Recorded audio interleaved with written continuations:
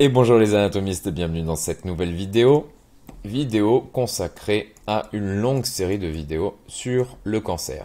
Alors je me présente, je m'appelle Pierre, je suis préparateur sportif de formation et de métier et je suis également étudiant en kinésithérapie. Et cela me permet de faire un disclaimer, je ne suis ni médecin ni professeur en université et donc vous regardez cette vidéo en conséquence.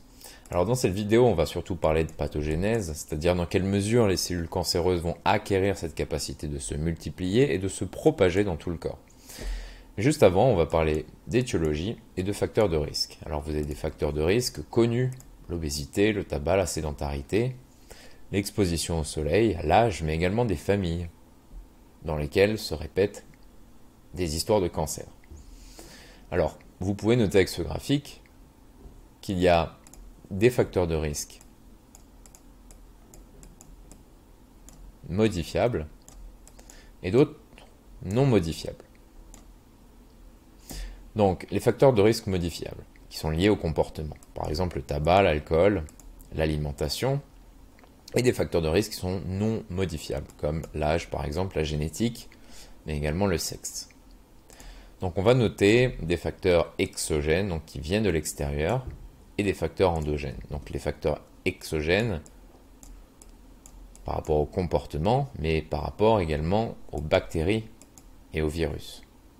Alors, on va pouvoir noter des facteurs physiques, tels que l'irritation mécanique, les produits chimiques, l'amiante, le benzène, le tabac, et des facteurs biologiques. Vous avez par exemple, dans la famille des bactéries, l'Helicobacter pylori qui peut provoquer des cancers, et le papillomavirus humain, mais également des champignons et des parasites. Et ensuite, vous avez des facteurs endogènes, qui ont une composante, enfin des cancers ont donc une composante héréditaire. Des exemples, le rétinoblastome, qui est une tumeur maligne de la rétine, mais également le syndrome de Lynch. Il s'agit d'une forme de cancer du côlon et du rectum qui est héréditaire et qui est très fréquente. Et le syndrome d'immunodéficience congénitale. Donc voilà, c'était par rapport à l'étiologie. Donc maintenant, nous allons étudier la pathogénèse.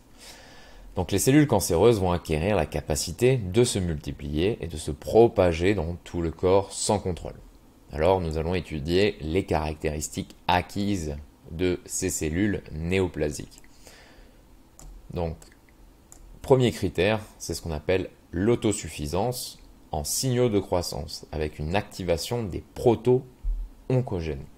Donc les proto-oncogènes sont les régulateurs positifs de la prolifération cellulaire, les accélérateurs pour définir les termes.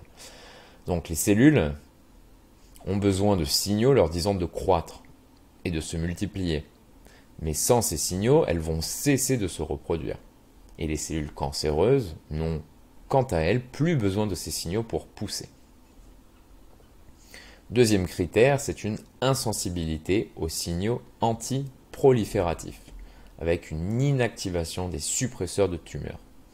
Alors, un gène suppresseur de tumeur ou un anti-oncogène a pour fonction d'empêcher l'emballement de la division cellulaire. S'il introduit dans une cellule cancéreuse, il a tendance à ralentir la prolifération cellulaire. Alors les cellules normales cessent de croître lorsqu'elles reçoivent un signal leur disant de cesser de croître et les cellules cancéreuses vont ignorer ces signaux. Un autre critère, c'est l'évasion des mécanismes d'apoptose. Alors les cellules normales s'autodétruisent ou se suicident lorsqu'elles deviennent trop abîmées et ce processus s'appelle donc l'apoptose, mais les cellules cancéreuses, quant à elles, ne suivent pas cette règle. Un autre critère, c'est la capacité de se répliquer indéfiniment. J'ai mis entre parenthèses la télomérase, alors c'est une enzyme impliquée dans le vieillissement cellulaire qui joue un rôle déterminant dans la cancérisation des cellules.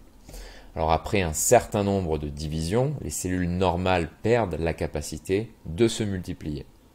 Et les cellules cancéreuses n'ont pas cette contrainte.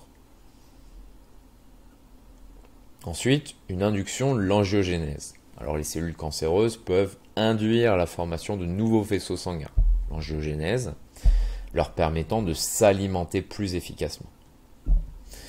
L'invasion tissulaire. C'est une caractéristique déterminante des tumeurs malignes qui dépend principalement de la capacité de migration des cellules cancéreuses. Une tumeur devient maligne dès qu'elle détient un pouvoir invasif. Ensuite, la capacité à former des métastases. Alors un cancer peut se répandre ailleurs en créant des métastases, ce qu'on appelle le foyer secondaire qui est éloigné du foyer initial. Alors le cancer peut donc se répandre ailleurs, c'est-à-dire se métastaser, pour expliquer cette capacité, créer des métastases. Et par exemple, on dit qu'un patient dont un cancer du poumon s'est métastasé au cerveau, qu'il a des métastases au cerveau de son cancer du poumon et non un cancer du cerveau. Alors la distinction semble peu importante, mais elle est primordiale aux yeux de votre médecin, puisqu'il y a une différence importante sur les traitements proposés. Alors, je vais vous montrer un schéma. Donc ici, vous avez un cancer du poumon qui s'est métastasé au foie. Avec ici la tumeur primaire, les cellules cancéreuses qui se déplacent, d'accord, dans les vaisseaux sanguins avant de rejoindre le foie. Et ici, on parlera de métastase. Dernier critère, pour terminer sur cette vidéo, c'est cette capacité à éviter une destruction par le système immunitaire. Alors dans un monde idéal, le système immunitaire va reconnaître les cellules cancéreuses et les éliminer.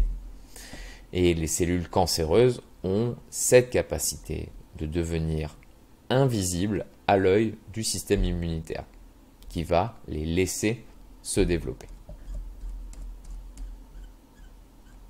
Alors pour terminer, je voulais vous montrer deux schémas. Ici, on a des cellules normales. Donc sous l'action d'un facteur de croissance, une cellule mère se divise en deux cellules filles, c'est ce qu'on appelle la mitose. Ici aussi, on a une mitose. Mais si une division s'est mal passée, la cellule ici va recevoir un signal de mort et se suicider. On en a parlé tout à l'heure, c'est l'apoptose. D'accord ? Mais dans le cas d'un cancer, d'une cellule cancéreuse. Donc une cellule subit une série de mutations qui va la rendre cancéreuse et les cellules vont proliférer sans contrôle et former une tumeur avec des mutations successives et une croissance incontrôlable qui s'explique par les critères que nous avons vus ici présents. Voilà les anatomistes, c'était tout pour cette vidéo et je vous dis à très vite, au revoir.